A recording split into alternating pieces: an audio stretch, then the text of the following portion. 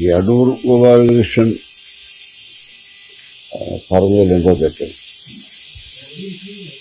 1.5 കോടി രൂപ ഗവൺമെന്റിന് പണം കൊടുക്കുന്നു. അത് നമ്മുടെ പണമാണ്, ജനങ്ങളുടെ പണമാണ്. 1.5 കോടി രൂപ കൊടുക്കുന്ന ഒരു വ്യക്തി അതിന് അർഹനാണോ അല്ലെ അർഹയാണോ എന്ന് പരിശോധിക്കുന്നത് തെറ്റാണ്. വെറുതെ 1.5 കോടി എങ്കിലും കൊടുക്കാൻ പറ്റും. അപ്പൊ അതുകൊണ്ട് അവർക്കൊരു ട്രെയിനിങ് കൊടുക്കണം. എന്താ തെറ്റ്?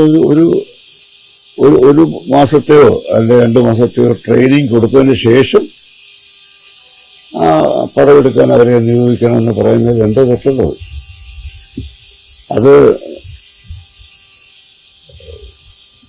അതിപ്പോ ദളിത് വിഭാഗത്തിനോ അല്ലെങ്കിൽ വനിതകൾക്കോ മാത്രമല്ല ഗോപാലകൃഷ്ണൻ ഉദ്ദേശിച്ചത്. അത് ഗോപാലകൃഷ്ണൻ ഉദ്ദേശിച്ചിരിക്കുന്നത് ഏത് സിനിമ എടുക്കുന്നതിന് മുമ്പ് ആ സിനിമ എടുക്കാൻ വരുന്ന ആളിന് സിനിമയെ പറ്റി എന്തെങ്കിലും അറിയാവുന്ന പരിശോധിക്കണം.